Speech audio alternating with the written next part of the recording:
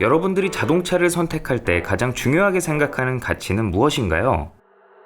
성능, 디자인, 브랜드, 가격, 옵션, 연비, 승차감, 하차감, 차를 만드는 국가까지 대충 생각나는 것만 해도 10손가락이 다 채워질 만큼 자동차는 가장 많은 것을 고려하고 선택하는 물건 중 하나입니다. 그 중에서도 무엇보다 무게가 높은 가치가 하나 있는데요. 바로 뭐야 이거? 괜찮아요. 안 다쳤어요. 안전이죠. 우리 삶에 가장 밀접하게 연관되어 있는 생필품에 가까운 물건이지만 동시에 크고 무겁고 빠른 속도로 움직이기 때문에 가장 위험한 물건이기도 합니다. 오늘은 태생부터 안전을 위한 극한의 컨셉을 유지한 브랜드, 그리고 그 브랜드에서 가장 높은 인기를 끌고 있는 차에 대한 이야기입니다. 고리타분한 할아버지 차에서 벗어나 신세대 볼보의 서막을 알렸던 차. 예비 오너들에게는 이번 반도체 사태가 전혀 와닿지 않았다는 그 차. 이번 시간에는 볼보의 중형 SUV XC60에 대해 알아보겠습니다.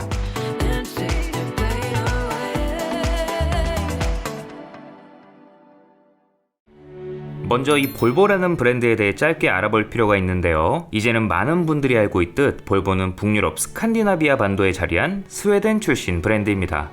이곳은 우리나라처럼 사계절이 뚜렷한 편인데 북쪽에 위치한 만큼 연중 절반이 영하권에 머물 정도로 겨울이 길죠. 볼보 광고에 주구장창 눈 덮인 설산과 서핑 수트를 입은 사람들만 나오는 이유예요. 예로부터 고품질의 목재와 철광석이 풍부한 지역이기도 해서 이를 바탕으로 목공업과 기계공업이 발달했습니다. 덕분에 세계적으로 이름을 알린 스웨덴 출신 브랜드가 꽤 많죠. 볼보의 상징에 아이언이라는 이름이 붙은 이유 중에 하나이기도 하고요. 겨울이 긴 만큼 당연히 미끄러질 일도 많겠죠. 볼보는 시작부터 강력한 동력 성능, 멋진 스타일보다는 눈길에 미끄러져도 탑승객을 안전하게 보호하고 언제나 도로 위에 그득한 제설제에 부식되지 않는 강한 내구성을 갖는 것이 설계의 핵심이었습니다. 이렇듯 다른 유럽 메이커와 차별화된 그들의 차 만들기 방식이 볼보를 안전의 대명사로 자리잡게 했죠.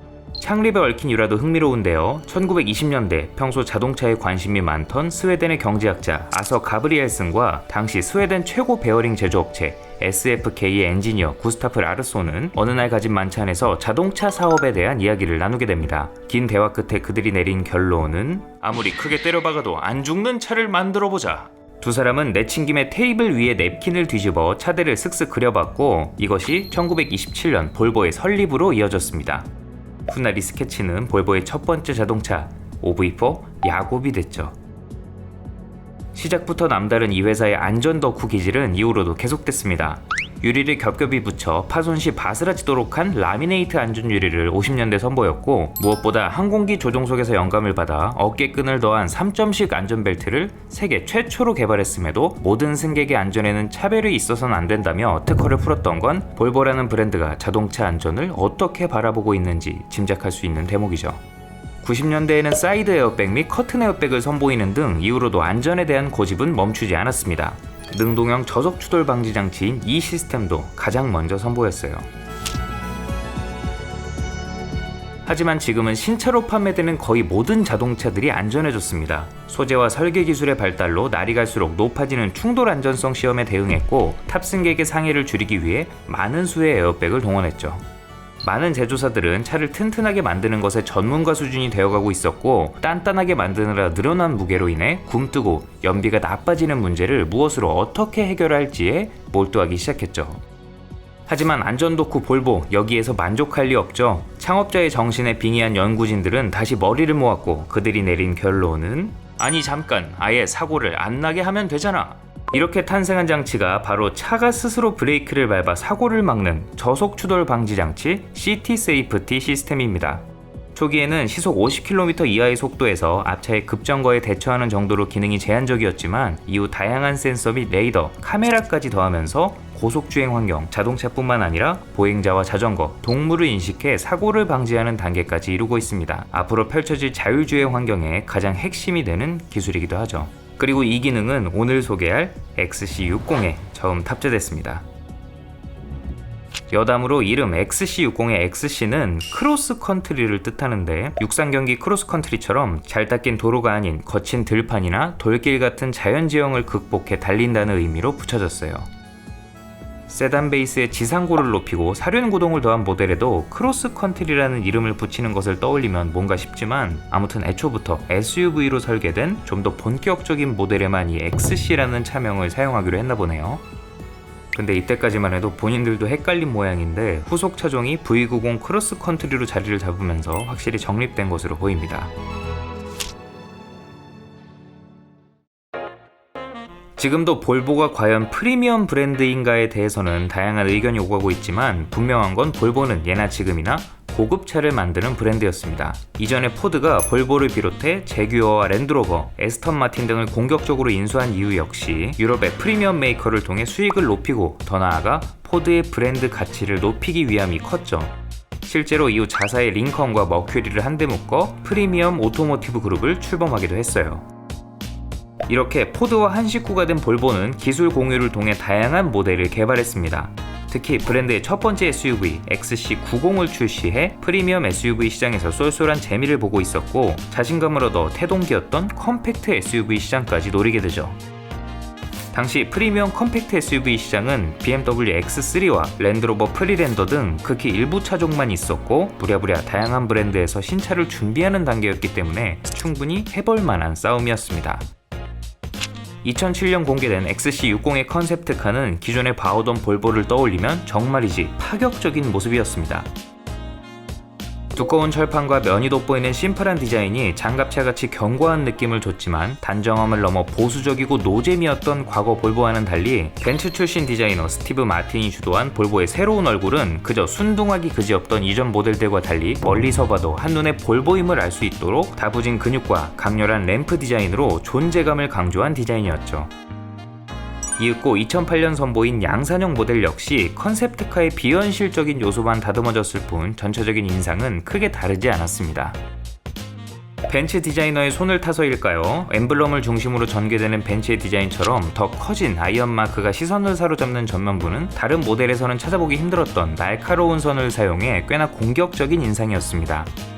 여기에 치켜 올라간 캐릭터 라인과 고성능 세단에서나 볼 법한 두툼한 숄더 라인으로 가만히 서 있어도 마치 달려나갈 듯 스포티한 측면부, 볼보 외건 라인업의 상징인 세로형 리어램프에 LED를 더해 유려하게 마무리한 후면부는 비슷한 시기에 등장한 여러 경쟁차들 속에서도 그 존재감이 뚜렷했습니다.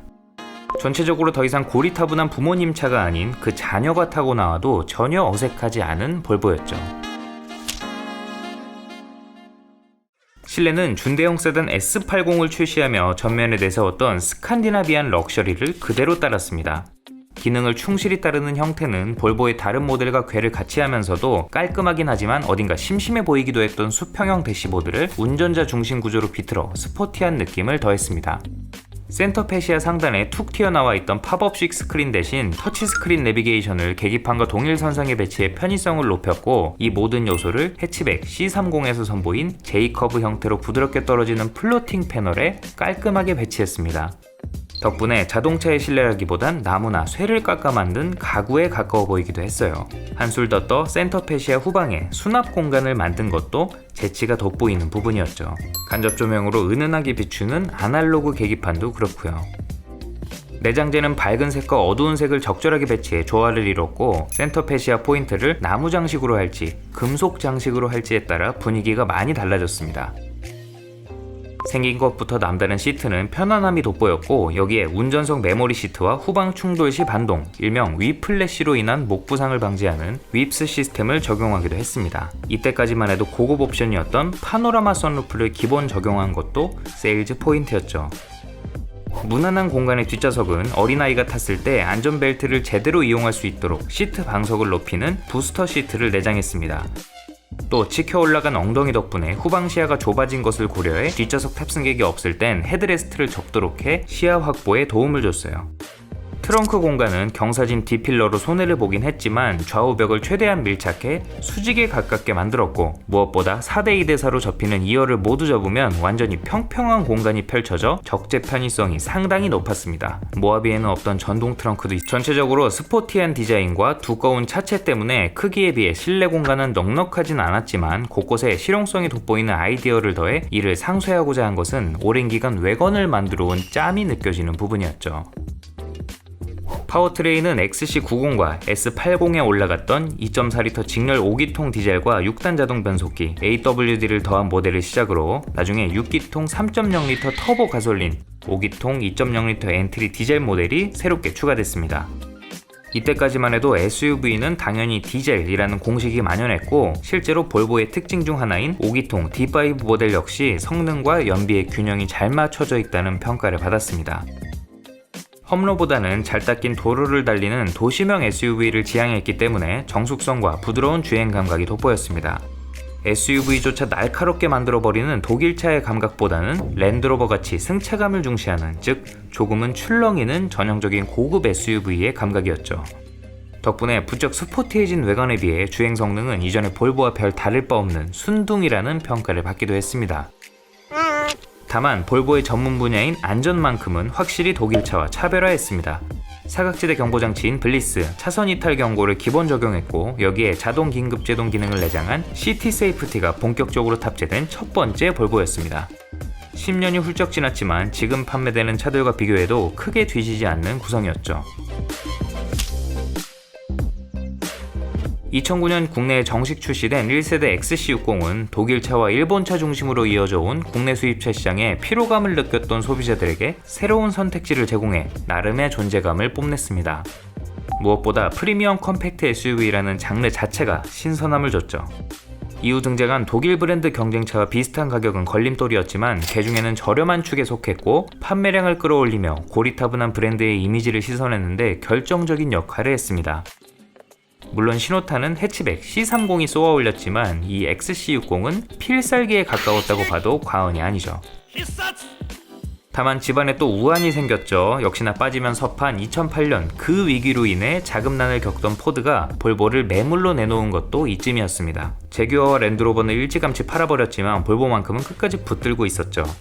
포드는 60억 달러에 매각하겠다는 계획을 세웠고 이미 사브로 미국 놈들에게 한방 얻어맞은 전적이 있던 스웨덴 정부는 구제금융을 넘어 아예 국유화할 생각까지 했지만 결국엔 2010년 다들 아시다시피 인수금액의 반의 반도 안 되는 수준인 15억 달러, 하나로 약 2조 원이라는 헐값에 중국 지리자동차에 매각됩니다. 이러면 완전히 나가린다. 그래도 이 XC60이 글로벌 시장에서 꽤 괜찮은 반응을 얻으면서 볼보의 가능성을 열어준 것이 인수를 결정하는 데 분명한 영향을 줬겠죠. 참고로 건설 장비와 트럭, 버스를 생산하는 볼보 그룹 전체가 아니라 대우차처럼 승용차 부분만을 이야기한 것입니다. 멀리 안 가고 우리나라만 봐도 대우자동차가 매각되면서 승용차는 GM대우, 트럭은 타타대우, 버스는 자일대우가 된 것과 비슷한 케이스죠. 지리자동차에 인수된 이후 출시된 1세대 페이스리프트 모델은 같은 얼굴을 공유했던 세단 S60과 마찬가지로 헤드램프에 눈곱을 떼고 다시금 순둥한 이미지로 거듭났습니다. 날카롭긴 했지만 어딘가 과해서 호불호가 갈렸던 전면부를 한결 단정하게 다듬었고 신형 볼보의 세련된 이미지는 남기면서도 예전의 부드러운 느낌을 더했죠. 페이스리프트인 만큼 측면과 후면의 변화는 거의 없었지만 이전에도 과격한 앞모습에 비해 유려함이 돋보였던 후면부는 바뀐 얼굴과 더욱 조화가 잘 되는 느낌이었고 또 하단에 둘러져 있던 검은 플라스틱 가니쉬를 차체와 동일한 컬러로 도색해 세련된 느낌을 더했습니다. 전반적으로 오프로드와 올로드를 아우르고자 했던 이전 모델과는 달리 컨셉에 맞게 도시 감각에 집중한 모습이었죠. 이전에 날카로운 디자인을 더 선호했던 소비자들을 위해 스포티하게 꾸민 R 디자인 모델로 아쉬움을 달래기도 했습니다. 실내 역시 변화는 크지 않았습니다. 이전의 레이아웃은 그대로 유지했지만 계기판과 인포테인먼트 등 탑승객의 시선이 오래 머무는 곳을 개선해 변화를 체감할 수 있게 했죠. 스티어링 휠 디자인을 새롭게 다듬고 이전에 대시보드 위에 툭 튀어나와 있던 공조장치 화면은 인포테인먼트 화면과 통합해 실내가 더 깔끔해졌습니다. 플로팅 센터 패시아는 여전히 세련된 모습이었고 그저 소재와 색상만 다르게 해도 트렌디해 보였습니다. 다만 브랜드를 막론하고 모든 차를 고리타분해 보이게 만드는 이 전화 키패드가 문제긴 했지만요. 부츠 타입 기어 레버와 열선 스티어링 휠을 더한 것도 트렌드에 충실히 따른 모습이었습니다. 여전히 디젤 파워트레인을 적극적으로 사용했고 기존 직렬 5기통 디젤 라인업에 준수한 출력을 갖춘 새로운 4기통 2.0L 디젤 모델을 추가해 선택지를 늘렸습니다. 비록 전륜구동이었지만 8단 자동 변속기를 장착해 효율을 크게 높인 것이 특징이었죠. 나중에는 출력을 낮춘 염가형 모델 D3를 출시해 가격 경쟁력을 높이기도 했습니다. 이 모델을 끝으로 볼보의 5기통 엔진은 역사 속으로 사라지게 됐죠. 안녕히 계세요, 여러분. 그 사이 시티 세이프티 시스템은 더 똑똑해져 자동차뿐만 아니라 보행자와 자전거와의 정면 충돌을 예방해줬고, 사각지대 경고 장치는 후진 시 측면에서 접근하는 차까지 경고해줬습니다. 여기에 하이빔을 켠 상태로 유지하면서 앞차의 눈부심을 방지하는 액티브 하이빔도 장비했죠. 1세대 XC60은 첫 번째 SUV XC90과 마찬가지로 안전이라는 키워드가 자연스럽게 따라왔기 때문에 SUV라는 이미지와 시너지를 일으켜 좋은 반응을 얻었습니다. 볼보 전체 라인업 가운데 처음으로 100만 대를 돌파한 차이기도 하죠. 독일차 공세에 밀려 저평가된 브랜드였지만 화려한 공간에서도 은은하게 돋보이는 북유럽풍 가구처럼 그 속에서 나름의 매력이 돋보였고, 우리나라처럼 산지가 많고 기후가 혹독한 북유럽 태생 브랜드인 만큼 국내 소비자의 입맛에도 잘 맞는 차였기 때문에 소비자들의 만족도도 높았죠. 또 이쯤부터 각종 드라마나 영화에 공격적으로 마케팅을 하기 시작하면서 대중의 인지도도 높아졌습니다. 제 군 시절 함께했던 드라마 연애의 발견에서 남선생이 몰고 다니던 XC60이 왜 이렇게 예뻐 보이던지. 한여름. 비록 주인이 여러 번 바뀌며 어수선해진 집안 분위기, 2010년 지리자동차에 인수된 이후 많은 말들이 오가긴 했지만 끝내 그들이 이뤄낸 변화는 성공적이었습니다.